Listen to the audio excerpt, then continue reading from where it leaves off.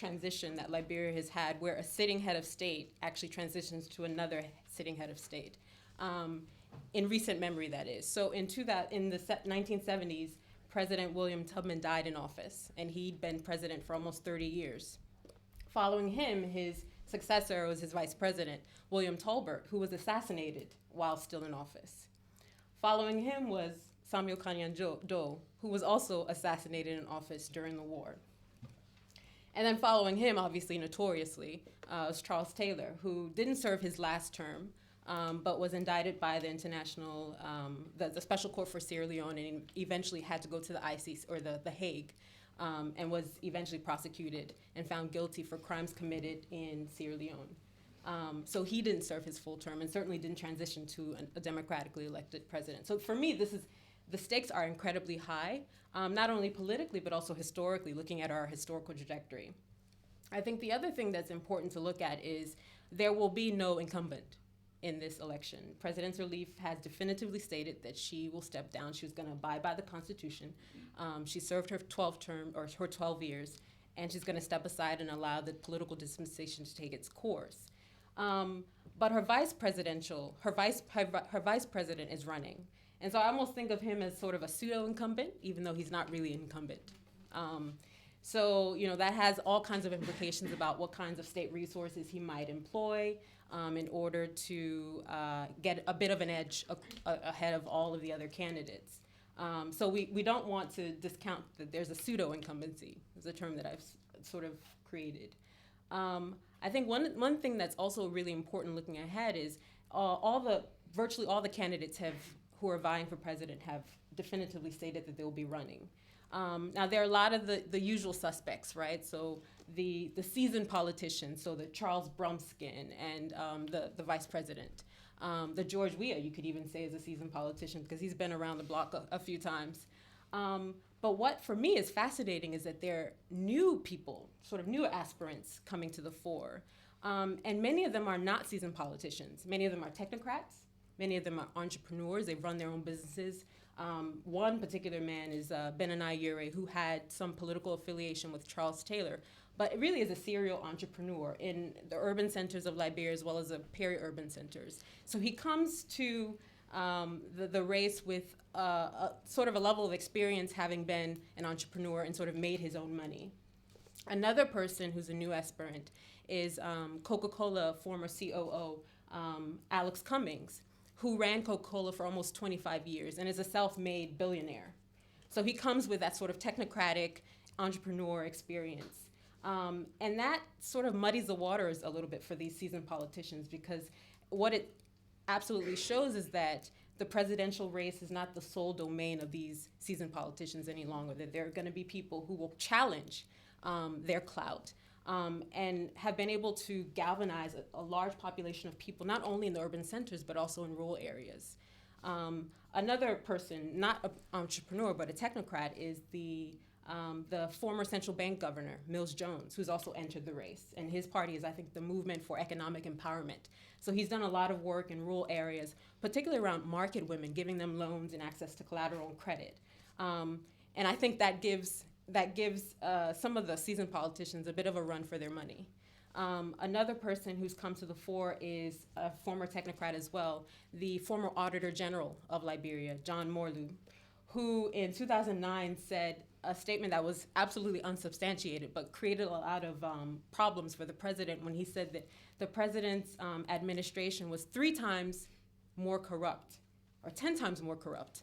It was a wild figure, 10 times more corrupt than the previous National Transitional Government of Liberia. So he's very much a firebrand, somebody who has worked in auditing and has exposed a lot of the graft that has happened in the public sector. So many people in the rural areas as well as the urban areas see him as a messiah, an anti-corruption messiah.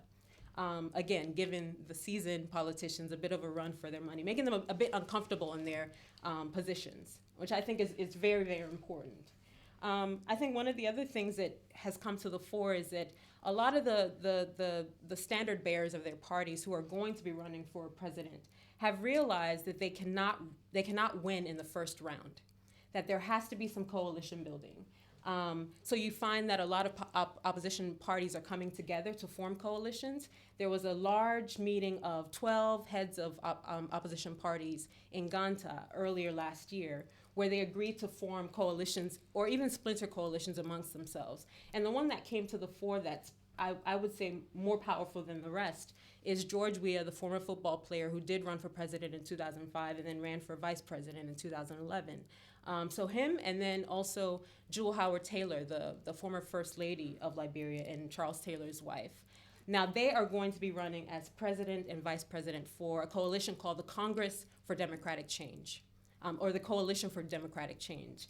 And I think that's a very hot ticket because they're bringing constituents from across the country, not only in their ethno-regional bases, but also bases that the president won in 2011 that will be sticking points for the vice president. 2 or 3 other things that I think are important to think about when you're thinking about October 2017 for Liberia is the enforcement of certain laws. And I'll list them off because I think they're incredibly important to name. So Liberia has a 10-year residency clause. And this clause explicitly states that if you have not resided in Liberia for 10 consecutive years, you cannot be eligible to run for the presidency. Now, this creates problems for people like Alex Cummings, who has been a diasporic Liberian. He's been transnational. He's sort of traveled back and forth, but has sat in his sort of entrepreneur perch with Coca-Cola and hasn't lived in Liberia.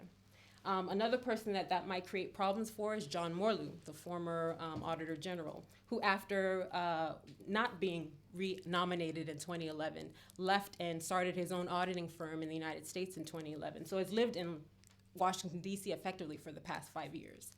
Now, this particular clause was supposed to be implemented in 2011, but there were some issues with the referendum vote. It went to the Supreme Court, and the Supreme Court definitively stated that it would be enforced in 2017.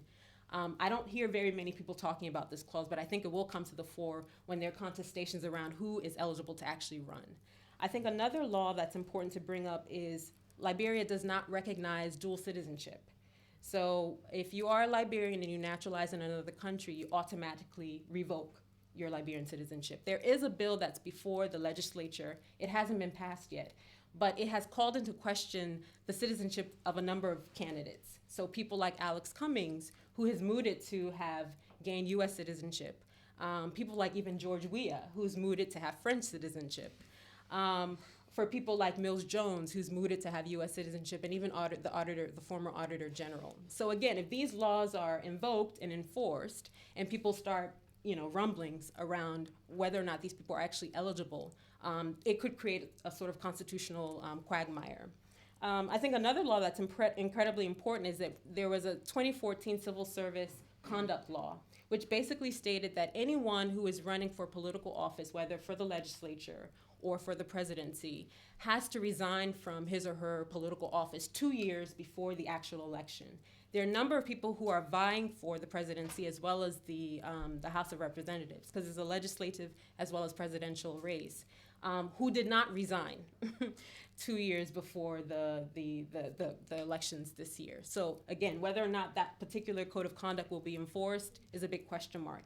And the last one, which I think is particularly peculiar to Liberia, perhaps it's similar in other countries, but in 2012, the legislature, which already has a very bloated budget, decided to fatten up their pockets a little bit more by introducing a law that is called the Democracy Sustainability Act.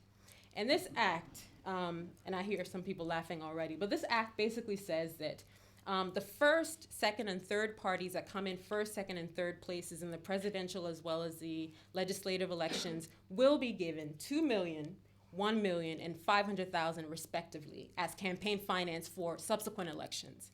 Now, as you can imagine, Liberia is a post-war country. We're already in a deficit. People during the Ebola outbreak didn't even have gloves. They didn't have running water. They didn't have food to eat. And so you're taking a national budget line and giving it to parties that come in first, second, and third in the legislative as well as presidential race. It's created a lot of problems for the legislature that passed this. But what's important about this is that the stakes are high in the sense that any party or coalition that wins first, second, and third has a fat check that they'll get at the end of the elections, again, for subsequent campaigning.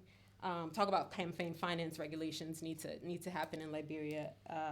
But it's caused a lot of problems, particularly for the public who's looked at this and said, this is absolutely ridiculous.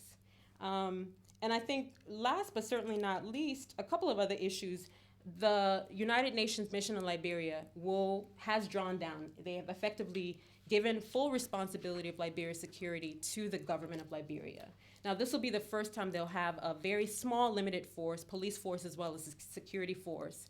In 2005, there was a force of about 5,000, 7,000 people. This year, it'll be less than 2,000 people. And so the question is, what does that say about the security of the elections? Is it safe? Will there be skirmishes here and there? And is our national police and our armed forces able to respond to any sort of security rifts? Then the other thing is the experience of Ebola. I think a lot of Liberians, having had this tactile experience, realize that the candidates who are most viable are those who can respond to these existential threats. And then beyond that, you talked about the fact that it's an issues race. And 2017 is an issues race. It's not about personality, the cult of the personality. People are actually asking questions about, what is your track record? What have you delivered in the past 6 to 12 years? Why should we trust you? I'll give you a very sort of anecdotal evidence of that. In 2006, when President Sirleaf took office, at the time I was working for her as her communications special assistant. There were 5 women in her cabinet, 5 technocrats. One had come from the World Bank, another had worked for the UN for a long period of time. So women who were obviously very qualified. There were also 5 superintendents. Now, superintendents are people who represent the president in the 15 sub-political divisions of Liberia. 5 out of 15, so a third of the superintendents were women. In terms of the senatorial and legislative votes, I think there were about 10 to 13 women, both in the House and the Senate. If you look at the dispensation now in 2017, there are only 2 cabinet officials who are women, one of whom is a gender minister. And I feel like that's a bit of a token position. The other person is the executive director of the National Investment Commission, which is less of a ministerial post. If you look at the senatorial spaces as well as the legislative spaces, there are only 2 women from 13 who've been voted in office.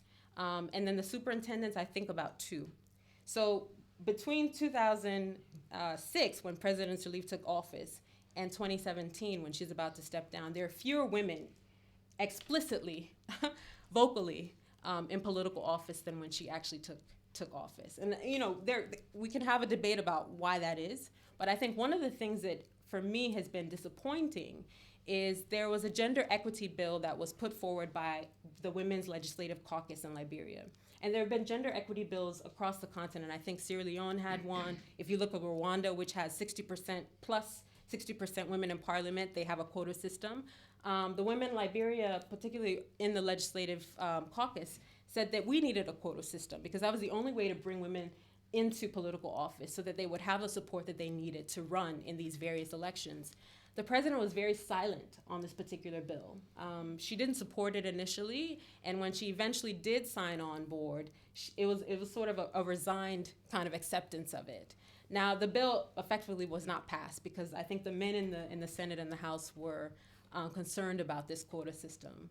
And I think that had some sort of effect on the psychology of the voters and the electorate in terms of why should we allow women to have a bit of an edge when even the president is not supporting it, who is a woman herself, who's worked in political office for the past 40 years. If she's not supporting this bill, then it probably means that women have to work on merit. They have to get there through their own devices. We shouldn't give them an extra advantage. I think another thing that she has done that I think has been incredibly positive is that she's brought a lot of younger women into her political sort of inner circle, and I benefited quite concretely from that. But I think in the past 5 years, there's almost been a turn where if you look at her cabinet now, and I'm sorry I don't have photos, most of the people who are ministers are young men in their 30s and their 40s. As I said before, there are only 2 women who are in ministerial posts. And so the question that a lot of young women are asking is, what about us? Is the glass ceiling so high that our president, who's a woman, hasn't completely shattered it? And if so, why not? So, her legacy is mixed in that result, but I think she came in with a lot of expectations about how she would transform the country for women. And in many respects, she's done a really fantastic job of carving out the space for women to enter entrepreneurial ventures.